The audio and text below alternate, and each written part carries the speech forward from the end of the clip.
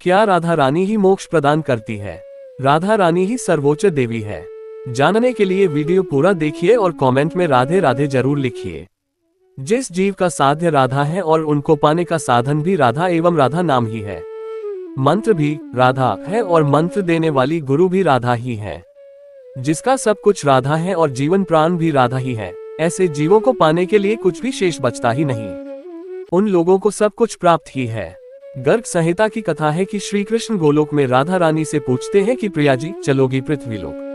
प्रिया जी ने कहा कि मुझे उस लोक में नहीं जाना है जहाँ गिरिराज, यमुना और गोलोक की रज है। राधा साध्यम साधनम यस्य राधा मंत्रो राधा मंत्र दात्री च राधा सर्वम राधा जीवनम यस्य राधा राधा राधा वाचिकिम तस्य शेषम। साक्षात आह्लादिनी श्री राधा रानी का प्राकट्य रावल ग्राम में हुआ। कौन है श्री राधा, कैसा स्वरूप है राधा रानी का? इन प्रश्नों के उत्तर या तो स्वयं राधा रानी दे सकती हैं या उनके अभिन्न साक्षात श्री कृष्ण। ब्रिजवासी तो केवल एक बात जानते हैं कि श्री कृष्ण से यदि प्रीति हो जाए तो समझना वह प्रीति ही राधा रानी है। अगर श्री कृष्ण का विरह सताए और अश्रुधारा बहने लगे तो समझना वह अश्रु ही राधा रानी है।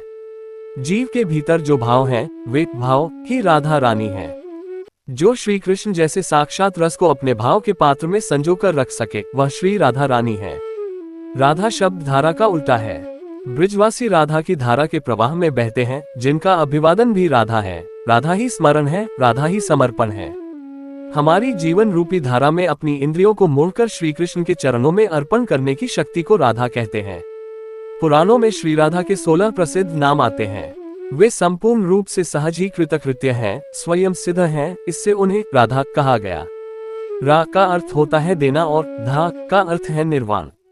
अतः वह मोक्ष निर्वाण देने वाली है, इसलिए राधा है। वे रासेश्वर श्री श्याम सुंदर की अर्धांगिनी है।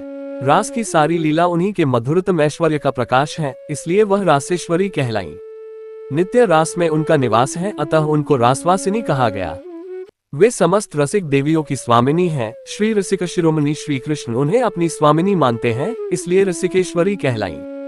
सर्वलोक महेश्वर, सर्व में और सर्वातीत परमात्मा श्री कृष्ण को प्राणों से भी अधिक प्रिय है, इसलिए उनको कृष्ण प्राणाधिका कहा जाता है।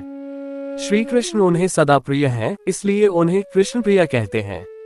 वे तत्वतः श्री कृष्ण से सर्वथा अभिन्न है, समग्र रूप से श्री कृष्ण के समान है एवं लीला से ही वे श्री कृष्ण का यथार्थ स्वरूप धारण करने में समर्थ हैं, इसलिए वह श्री कृष्ण स्वरूपिणी कहलाती हैं। एक समय वे श्री कृष्ण के वाम अर्धांग से प्रकट हुई थी, इसलिए उनको कृष्ण वामान संभूता कहते हैं।